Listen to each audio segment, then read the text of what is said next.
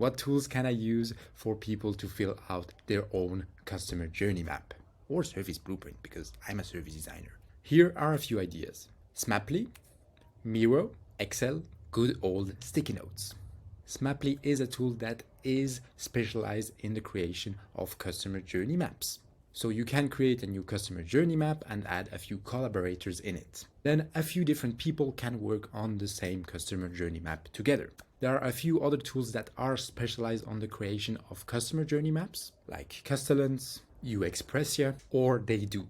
Another way of doing it is to use a tool like Miro or Mural or any other whiteboard tool. Here, there is a bit of work to do on your side to create a template that people can just fill. But the good thing is that today many people have already used a digital whiteboard, and therefore it might be pretty easy for them to create a customer journey map in such tools.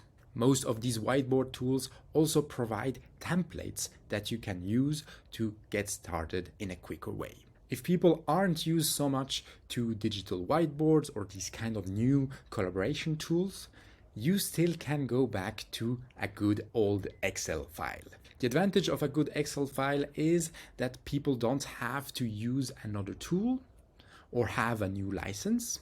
And even if the IT firewall is crazy in their company, they still usually have access to Excel. Here again, you will have to do a bit of work to create a template that people can fill very quickly. The added bonus is that people can work offline on their Excel document and then send it to you via email. If the people you're working with are definitely not digital natives and hate the computer, good old sticky notes work perfectly. In such a case, I would recommend that you take one of the big walls in your company building where a lot of people go through, and then ask people to add their thoughts about the customer journey map with a new sticky note. You'll need a bit of instructions on how people should use that wall and the sticky notes that are provided.